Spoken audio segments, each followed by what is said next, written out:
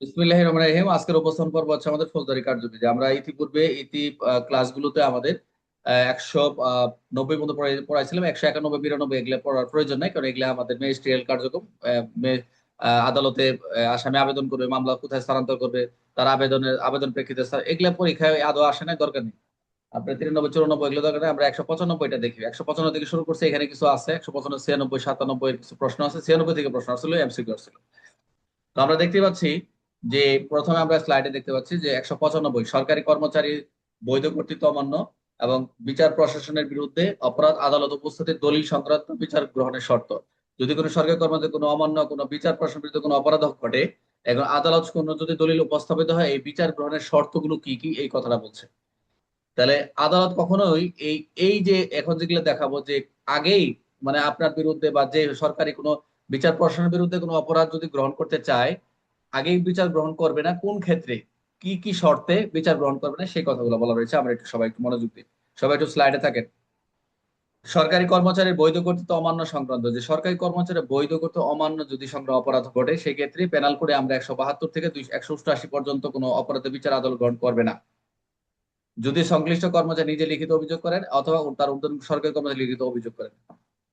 Parallel করে 172 থেকে 188, আর এই ফৌজদারি কার্যবিধি 177 থেকে 188 এখানে আনা হয়েছে। বিচার আদালত গ্রহণ করবে না যদি না এই দুটা পয়েন্ট সংশ্লিষ্ট কর্মচারী নিজে লিখিত অভিযোগ গ্রহণ করেন অথবা তার ঊর্ধ্বতন সরকার লিখিত অভিযোগ করেন। যদি এদের লিখিত কোনো অভিযোগ না থাকে, তাহলে কোনো বিচারার্থ কি করবে না, বিচার করবে না। আরেকটা হচ্ছে বিচার প্রশাসনের বিরুদ্ধে নির্দিষ্ট অপরাধ যদি হয়, দণ্ডবিধি 193, যেগুলো হচ্ছে আমাদের মিথ্যা মিথ্যা সাক্ষ্য দেওয়া, 195, 96, 200, 205, 208, 209, 211, 228, কোনো অপরাধ যদি কোনো আদালতের কার্যধারায় ঘটে, আদালতের কার্যের সঙ্গে সম্পর্কিত সংগঠিত হয় এরকম কোনো অপরাধ, তাহলে আদালত তার অধীনস্থ আদালতের লিখিত অভিযোগ ছাড়া কোনো বিচার গ্রহণ করতে পারবে না। সবগুলো একই কথা বলছে। আদালতের দাখিলকৃত দলিল সংক্রান্ত অপরাধ যদি হয়, দণ্ডবিধি 463, জালিয়াতি 471, ওই যে খাঁটি জালিয়াতি বলে চালিয়ে দেওয়া, 475, 76, জালিয়াতি জাল দলিল সংক্রান্ত আদালতের দাখিল বা প্রমাণ হিসেবে উপস্থাপিত কোন দলিলের ক্ষেত্রে সংগঠিত হয়, সংশ্লিষ্ট আদালত বা ঊর্ধ্বতন আদালতের লিখিত অভিযোগ ছাড়া গ্রহণ করবে না। কোন কোন কার অনুমতি ছাড়া, সে এই বিষয়ে কথা বলছে। জাস্ট এগুলো দেখেন, এখানে একটা এমসিকিউ আছে এখানে, তাই এখানে রিটার্নের কিছু না। 195, 196 এমসিকিউ এবং রিটার্নের প্রশ্ন। আদালত বলতে কি বোঝাচ্ছে আমরা জানি, এখানে যে দুইটা সেকশন, আদালত বলতে বোঝাচ্ছে দেওয়ানি, রাজস্ব, ফৌজদারি। তবে রেজিস্টার 1918, রেজিস্টার সাব রেজিস্টার আদালত হিসেবে গণ্য হবে না এখানে। অধীনস্থ আদালত নির্ধারণ, মানে এই মামলাগুলো একই, উচ্চ আদালত বলে নারী বলে, আদালতের কথা বলছে যে অধীনস্থ আদালত নির্ধারণ করবে কি, কোন আদালত আদালত অধীনস্থ হবে তখন তার নির্ধারণ হবে কোন ক্ষেত্রে, যে আদালতের সাধারণ আপিল করা যায় সে আদালত অধীনস্থ হবে। যদি একাধিক আপিল আদালত থাকে, তাহলে নিম্নতর আপিল আদালত আদালত হিসেবে গণ্য হবে। যদি দেওয়ানি বা রাজস্ব উভয় আদালত আপিল হয়, তবে মামলার প্রকৃতি অনুযায়ী সংশ্লিষ্ট অধীনস্থ ধরা হবে। এটা এমসিকিউ, এখানে এটা রিটেন খালি শুনেন। ষড়যন্ত্র প্ররোচনা প্রচেষ্টা চেষ্টা, এই যে আমরা ষড়যন্ত্র প্ররোচনা চেষ্টা, আমরা যে প্যানেল গুলো যেগুলো পড়ছি, অপরাধ করার ষড়যন্ত্র, অপরাধের প্ররোচনা, অপরাধ করার চেষ্টা, এগুলো একই বিধান প্রযোজ্য হবে। এবং অভিযোগ প্রত্যাহারের ক্ষেত্রে কি হতে পারে, ওই যে একের পথে আমরা যেটা দেখলাম, কোন সরকারি কর্মচারী যদি অভিযোগ করেন, তাহলে তার ঊর্ধ্বতন কর্তৃপক্ষ অভিযোগের প্রত্যাহার নিতে দিতে পারবে। অবশ্যই সে আদালতের নির্দেশ পাঠাতে পারবে। আদালত নির্দেশ পাওয়ার পর অভিযোগের উপর কোনো কার্যক্রম পরিচালনা করবে না। এটা হলো মূল কথা। অর্থাৎ এখানে পরীক্ষার জন্য যে গুরুত্বপূর্ণ, আমরা 172 থেকে 188 আমরা হলো সরকারি কর্মচারী বৈধ কর্তৃত্ব অমান্য, ভালো করে পড়বেন। 193 থেকে 228 বিচার প্রশ্নের বিরুদ্ধে ভালো করে পড়বেন, এগুলো আমরা পড়াইছি আগে। 463, 471 এই দুইটা পড়াইছি, 475, 76 এগুলো পড়াইনি। তবে আদালতের দলিল জালিয়াতি সংক্রান্ত, তাহলে এখানে মূল কথা হচ্ছে লিখিত অভিযোগ ছাড়া আদালত কগনিজেন্স নিবে না। এটা হলো মূল কথা 195, যে কারো কোনো লিখিত অভিযোগ ছাড়া কোনো কগনিজেন্স করবে না। বলেন কগনিজেন্স করে না, কোর্ট আমলযোগ্য হিসেবে সেটা নিবে না, গ্রহণ আমলে নিবে না, আমলে নিবে না। এখন ফৌজদারি কার্যবিধি 195 অনুযায়ী 172 থেকে 188 অপরাধ আদালত কখন বিচার গ্রহণ করতে পারবে, অবশ্যই যেটা সংশ্লিষ্ট সরকারি কর্মচারী লিখিত অভিযোগ পাইলে। এটাই মূল কথা, সবগুলোর কথা হচ্ছে তাই, যে লিখিত অভিযোগ পেতে হবে, লিখিত অভিযোগ ছাড়া কোনো কোর্ট কগনিজেন্স করবে না, এগুলো এত দরকার নেই। উদাহরণ দিচ্ছি একটা, দেখেন এই ধারা, যে ফৌজদারি কার্যবিধি 198 ধারা একটা সহজ উদাহরণ দেখি। একজন ব্যক্তিকে আদালতে সাক্ষী হিসেবে হাজির করা হলো, মনোযোগ দেন। একজন ব্যক্তিকে আদালতে সাক্ষী হিসেবে হাজির করা হলো, তিনি আদালতে ইচ্ছাকৃত মিথ্যা সাক্ষ্য দিলেন, দণ্ডবিধির 193 অপরাধ। মনোযোগ দেন। এই অবস্থায় সাধারণ ব্যক্তি, পুলিশ নিজ উদ্যোগে এই মিথ্যা সাক্ষ্য দেওয়ার অপরাধ আমল নিবে না। আগে নিবে যে মিথ্যা সাক্ষ্য দিচ্ছে, এটাকে পুলিশ নিজে উদ্যোগে মামলা দিবে, অপরাধ মামলা করতে পারবে না। কারণ ফৌজদারি কার্য 155 খ অনুযায়ী আদালতের কার্য দ্বারা সংগঠিত, আদালতের কার্য দ্বারা, আদালত যখন কার্যক্রম পরিচালনা সেই কার্য দ্বারা সংগঠিত মিথ্যা সাক্ষ্য দিয়েছে বিধায় এই সংগ্রহ অপরাধ সংশ্লিষ্ট আদালত বা তার অধীনস্থ আদালতের লিখিত অভিযোগ ছাড়া আদালত বিচার করতে পারবে না। কথা বুঝতে পারছেন? এই ধারার সাথে উদাহরণটা দিয়েছে, যেটা আপনাদের মনে থাকে। আর তাহলে 193 আদালতের কার্যত আদালত লিখিত অভিযোগ বাধ্যতামূলক। এই জন্য আদালত যদি লিখিত অভিযোগ থাকে, তাই এই মিথ্যা সাক্ষ্যদের জন্য কার্য দ্বারা পরবর্তী কার্যক্রম চালাবে। এই হলো 195। মনোযোগ দেন। 196 ভেরি ভেরি ইম্পর্টেন্ট লিখিত প্রশ্ন। আই রিপিট, 196 ক লিখিত প্রশ্ন। মনোযোগ দেন। রাষ্ট্রদ্রোহ বলি না যে রাষ্ট্রদ্রোহ মামলা কি, রাষ্ট্রদ্রোহ মামলার রুজুর পদ্ধতি কি। প্রথম হচ্ছে রাষ্ট্রদ্রোহ মামলা কি, যেটা 124 যেটা বলা পড়ছেন।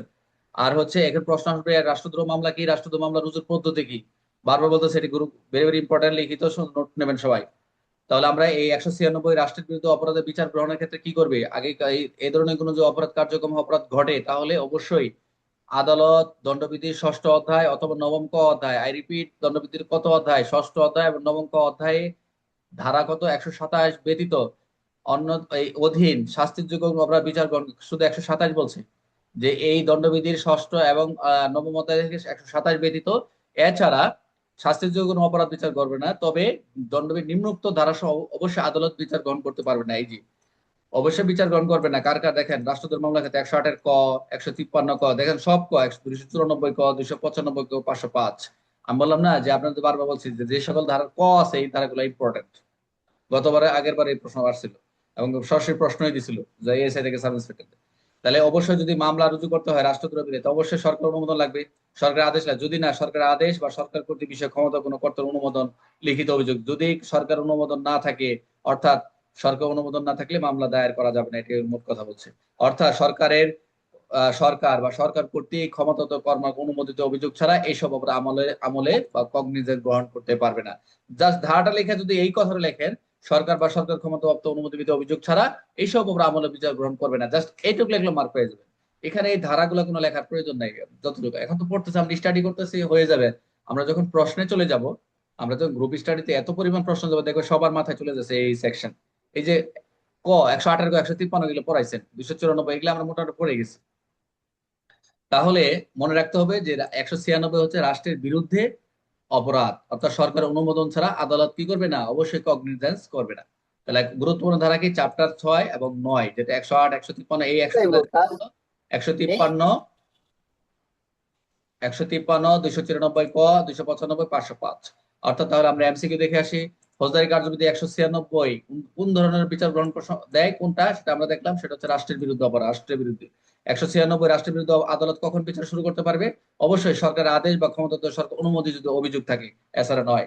196 অন্তর্ভুক্ত কোন কোন সেকশন, 153, এই যে প্রশ্ন আসতে পারে এরকম যে 196 অন্তর্ভুক্ত কোন কোন অপরাধ, চুরি, মার্ডার, প্রতারণা না। এই যে 153। চ্যাপ্টার 9 এর অধীনে 196 থেকে ব্যতিক্রম কি, অবশ্যই 127 ব্যতিক্রম, 127 ব্যতীত। 196 এর মূল উদ্দেশ্য কি, অবশ্যই রাষ্ট্রের বিরুদ্ধে সংঘটিত অপরাধে সরকার অনুমোদন নিশ্চিত করা, অর্থাৎ যাতে কোনো মামলা রাষ্ট্রের বিরুদ্ধে মামলা নেয়, সরকারের অনুমোদন অ্যাপ্রুভাল কনফার্ম করা, এই কথাটাই বলছে। অর্থাৎ একটা উদাহরণ চলে যায়, একজন ব্যক্তি সামাজিক যোগাযোগের মাধ্যমে এমন একটা বক্তব্য প্রচার করলেন যা দণ্ডবিধির 153 ক অনুযায়ী বিভিন্ন সম্প্রদায় এবং শত্রুতার বিদ্বেষ শুরু হয়েছে। পুলিশ বিষয়টি তদন্তকে আদালত পাঠালো, কিন্তু সরকার কর্তৃপক্ষ সরকার ক্ষমতাপ্রাপ্ত কর্মকর্তা অনুমতি লিখিত অভিযোগ না থাকায় আদালত মামলাটি কগনিজেন্স করতে পারবে না। যদি কেউ যদি সরকার এই যেরকম বিভিন্ন সম্প্রদায়ের মাধ্যমে সামাজিক মাধ্যমে যদি কোনো এরকম ছাড়ায় এর মধ্যে যদি মামলাটা রুজু করে যদি পরবর্তী আদালতে পাঠায় দেয়, সরকারের যদি অনুমোদন না থাকে, সেটা কোর্ট কি করবে, অ্যাকসেপ্ট করবে না, এক কথায়। কারণ ফৌজদারি কার্যবিধি 196 অনুযায়ী এই ধরনের রাষ্ট্র সংবেদনশীল সরকারের অনুমোদন বাধ্যতামূলক। সরাসরি পরীক্ষা প্রশ্ন আসতে পারে, আপনাদের প্রশ্ন করতে পারে যে এইরকম থানার অফিসার ইনচার্জ রাষ্ট্রদ্রোহ একটা মামলা পেয়ে সেই মামলা রুজু করে কোর্টে প্রেরণ করলেন, তার এরকম মামলা রুজুর আইনত বৈধতা কি। তার মানে সেই ফৌজদারি কার্যবিধি 196 দ্বারা কি করছেন, পরিপন্থী বা বিধি লঙ্ঘন করেছেন, ধারা আইনের ধারা লঙ্ঘন করেছেন। তখন আইনের ধারা লঙ্ঘন করছেন, আবার আইনের ধারা আইন অমান্য, ওই 160, 200, 168, 167, 217, 200 এগুলো লেখেন না কিন্তু। এদিকে থাকবেন যে অবশ্যই রাষ্ট্রদ্রোহ যেহেতু মামলা, এই মামলাগুলো অবশ্যই কি সরকারের অনুমোদন প্রয়োজন, যেহেতু অনুমোদন নেয় নাই তার বিরুদ্ধে পরবর্তী ব্যবস্থা গ্রহণ করা যেতে পারে। এটা একটা তার আইনের ভুল, আইনগত দিক থেকে সে কি করেছে, এটা হলো ভুল করেছে। নাও নাও। আচ্ছা, তাহলে ক্লিয়ার সবার? বুঝতে হবে, প্রশ্নটা বুঝতে হবে আপনাকে, না বুঝে খালি মুখস্থ করলে চলবে না। 196 ক, ভেরি ভেরি ইম্পর্টেন্ট, এটাও রিটার্নের প্রশ্ন। আই রিপিট, 196 ক। এখন ওইটা হচ্ছে রাষ্ট্রদ্রোহী বলে ষড়যন্ত্র অপরাধে, এই বিভিন্ন ষড়যন্ত্রমূলক মামলাগুলো হয় যে, এই যে 124 আটা কি আছে, 124 আমরা পড়ছি না, রাষ্ট্রদ্রোহ আটা কি ষড়যন্ত্র আছে না, অপরাধমূলক ষড়যন্ত্র, সেই ষড়যন্ত্রের 196 পেনাল কোডের 196 ক, নির্দিষ্ট ধরনের ষড়যন্ত্র বিচার গ্রহণ শুরু কিভাবে নেবে, যেটা হচ্ছে দণ্ডবিধির 120-এর খ, যেটা বললাম, ওই যে পেনাল কোডে যেটা বললাম, দণ্ডবিধির 120-এর খ, ফৌজদারি ষড়যন্ত্র অপরাধ বিচার গ্রহণ করবে না যদি না নিম্নোক্ত শর্তগুলো পূর্ণ হয়। এই একই কথা এখানে বলছে, যদি আপনি আহ, বিচার গ্রহণ করবেন আদালত যদি না কি নিম্নোক্ত শর্তগুলো পূর্ণ না হচ্ছে, সেক্ষেত্রে কি অবশ্যই ষড়যন্ত্র হইতে হবে, তার এমন কোন বেআইনি কাজ করা, যেটা 120-এ বলছে শর্ত পূরণ হইতে হবে। যদি অপরাধ না হয়, বৈধ কাজকে বেআইনি ভাবে সম্পন্ন করা, এমন কাজ অপরাধ সম্পন্ন করে যে ফৌজদারি কার্য 196 হয়, এমন একটা কাজ করছে যেটা রাষ্ট্রদ্রোহের ভিতরে মামলার ভিতরে চলে যাচ্ছে। বুঝতে পারছেন? যদি শর্ত পূরণ না হয়, নট এবেল টু, এই মামলা করার সুযোগ নাই। তাহলে আমরা দেখবো যে সরকার বা সরকার কর্তৃপক্ষ ক্ষমতাপ্রাপ্ত আদেশ বা অনুমোদন ব্যতীত বা লিখিত অভিযোগ ছাড়া আদালত বিচার গ্রহণ করবে না। এই 196 ভেরি ভেরি ইম্পর্টেন্ট।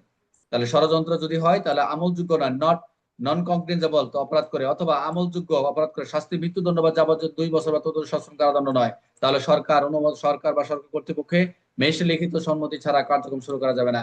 এখানে বলছে সরকার, এখানে একটু দেখেন, সরকার, সরকার কর্তৃক ক্ষমতাপ্রাপ্ত জেলা ম্যাজিস্ট্রেট লিখিত ব্যতীত এই অপরাধমূলক ষড়যন্ত্রের ক্ষেত্রে কোনো মামলা শুরু করা যাবে না, যাবে না, যাবে না। মনোযোগ দেন, এটা কিন্তু রিটার্ন খুবই ইম্পর্টেন্ট।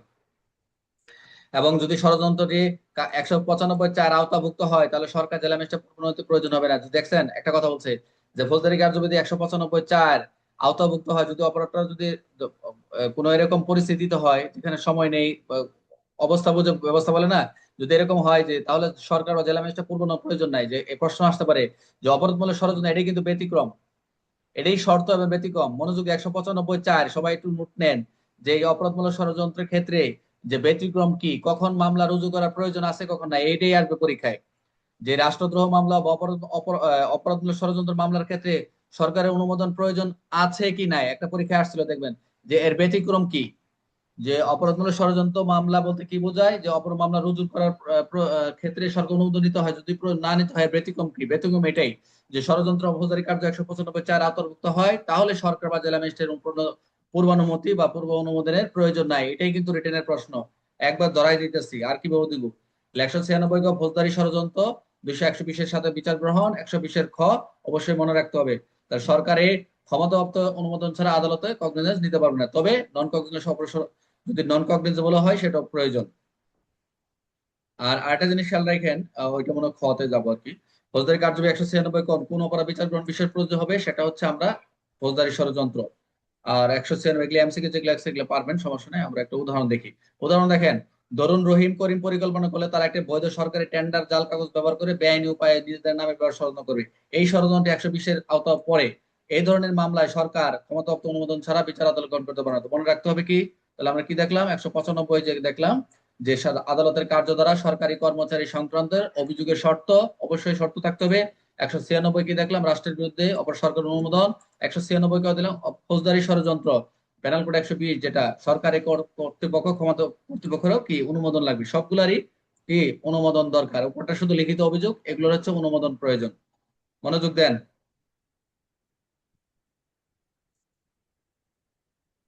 196 খ, একটু মনোযোগ দেন। 196 খ, এখানে একটু বোঝার আছে, এখানে একটা এমসিকিউ আছে, এখানে আর কিছু নাই, এখানে শুধু এমসিকিউ, মনোযোগ দেন। এখানে কোন পদমর্যাদা অফিসার এই অপরাধমূলক ষড়যন্ত্র বা রাষ্ট্রদ্রোহ মামলা তদন্ত করবেন, এটা এমসিকিউ আমি বলে দিলাম। এটা পরীক্ষা আসছিল। নির্দিষ্ট মামলা প্রাথমিক প্রিলিমিনারি ইনকোয়ারি, যেসব অপরাধের ক্ষেত্রে ফৌজদারি ধারা 196, আই রিপিট, যেসব ধারায় ফৌজদারি কার্যবিধি 196 বা 196 ক প্রযোজ্য হয়, সেই সব মামলায় জেলা ম্যাজিস্ট্রেট অথবা জেলা বা ডিস্ট্রিক্ট ম্যাজিস্ট্রেট ইন ব্র্যাকেটে এবং অন্য আইনে যাই থাকুক না কেন, ইন্সপেক্টর পদ নিচে নয়, বলছে এটাই কিন্তু এমসিকিউ পরীক্ষা আসবে। যে কোন পদ ও মর্যাদা নিম্ন নয়, যে অপরাধগুলো ষড়যন্ত্র তদন্ত করবেন না। ইন্সপেক্টর পদ ইন্সপেক্টর নিচে কারো দিবে না, অবশ্যই ইন্সপেক্টর লাগবে এমন মামলা। এমন একজন পুলিশ কর্মকর্তা প্রাথমিক তদন্ত বা প্রিলিমিনারি ইনভেস্টিগেশন করা যেতে পারে। তবে এ ধরনের তদন্তের পরিচালনার সময় পুলিশ কর্ম ফৌজদারি কার্য 103 বর্ণিত ক্ষমতা ভোগ করবেন। ওই যে ম্যাজিস্ট্রেটের যে কার্যক্রম, যে তদন্তের যে কার্যক্রমগুলো, সেই সমস্ত কার্যক্রমগুলো সে ভোগ করবেন। তাহলে আমরা সহজভাবে দেখলাম 196 ক আওতাভুক্ত সংবেদনশীল অপরাধে সরাসরি বিচার শুরু করার প্রয়োজন হলে জেলা ম্যাজিস্ট্রেট একজন ইন্সপেক্টর বা তার ঊর্ধ্বতন পদস্থ পুলিশ কর্মকর্তা পাঠাতে, অর্থাৎ ইন্সপেক্টর থেকে আপওয়ার্ড, তবে ইন্সপেক্টর নিচে হবে না, অবশ্যই মাস্ট বি, এটা খেয়াল রাখতে হবে। তাহলে ইন্সপেক্টরতে আপওয়ার্ড আপনি ইনভেস্টিগেশন করবে, নিচে নামা যাবে না। তাহলে গুরুত্বপূর্ণ তথ্য কি আমরা দেখলাম, 196 কে হচ্ছে প্রাইমারি তদন্ত বা প্রাথমিক তদন্তের জন্য কাকে ক্ষমতা দিবে, ইন্সপেক্টরকে। ইন্সপেক্টরতে আপওয়ার্ড। কে আদেশ দিবেন, জেলা ম্যাজিস্ট্রেট দিবেন। কে তদন্ত করবেন, ইন্সপেক্টর বা ঊর্ধ্বতন পুলিশ কর্মকর্তা। মনোযোগ দিন, আই রিপিট, কে আদেশ দিবেন, জেলা ম্যাজিস্ট্রেট। কে তদন্ত করবেন, ইন্সপেক্টর। কোন ধারায় ক্ষমতা ভোগ করবেন, ফৌজদারি 155(3)।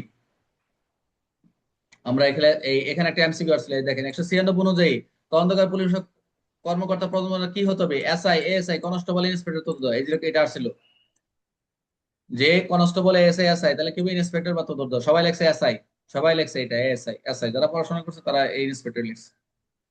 উদাহরণ দেখি, একজন ব্যক্তি সামাজিক যোগাযোগের মাধ্যমে এমন এমন একটা বক্তব্য প্রচার করেছেন যা দণ্ড 153 আওতাভুক্ত সাম্প্রতিক বিষয়, যেটা আগে বলছিলাম। এখন ফৌজদারি কার্যবিধি 196 সেখানে প্রযোজ্য হয়েছে। সেই ক্ষেত্রে বিচার শুরু করার আগে জেলা ম্যাজিস্ট্রেট একজন পুলিশ ইন্সপেক্টরকে ঘটনার প্রাথমিক তদন্ত করার নির্দেশ দিলেন। তদন্ত কর্মকর্তা 155(3) অনুযায়ী ক্ষমতা প্রয়োগ সম্পন্ন করলেন। তাহলে আমরা কি কি শিখলাম এখানে, 195 শিখলাম আদালতের অভিযোগ ছাড়া বিচার নয়, আদালত অভিযোগ ছাড়া বিচার করতে পারবে না। 196 বললাম রাষ্ট্রের বিরুদ্ধে অপরাধের সরকার অনুমোদন লাগবে অবশ্যই। 196 ক বললাম ফৌজদারি ষড়যন্ত্রে সরকারের ক্ষমতাপ্রাপ্ত কর্তৃপক্ষ অনুমোদন লাগবে, জেলা ম্যাজিস্ট্রেটের, যেটা দেখলাম।